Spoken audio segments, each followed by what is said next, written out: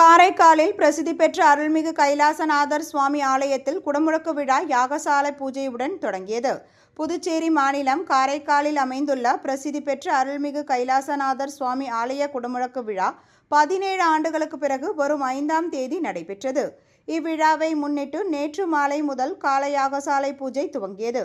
முன்னதாக மங்கள வாத்தியங்கள் முழங்க கைலாசநாதர் சுவாமி ஆலயத்திலிருந்து கடங்கள் புறப்பாடாகி ஊர்வலமாக யாகசாலைக்கு எடுத்து வரப்பட்டு சுவாமி அம்மன், ஸ்ரீ பிச்சையாண்டவர், விநாயகர், முருகன் உள்ளிட்ட பரிவார தெய்வங்களுக்கான கலசங்கள் பீடங்களில் வைக்கப்பட்டு முதல் கால யாகசாலை பூஜை நடைபெற்றது. தொடர்ந்து யாகத்தில் சமர்ப்பிக்க திரவியங்கள், மூலிகைகள் உள்ளிட்ட ஹோம பொருட்களை பக்தர்கள் தட்டுகளில் ஏந்தி யாகசாலையில் சமர்ப்பித்தனர். இந்நிகழ்ச்சியில் ஆலய நிர்வாக அதிகாரி காளிதாஸ், திருப்பணிக்குழு தலைவர் வெற்றிச்செல்வன் மற்றும் நிர்வாகிகள் உள்பட ஏராளமான பக்தர்கள் கலந்து கொண்டனர்.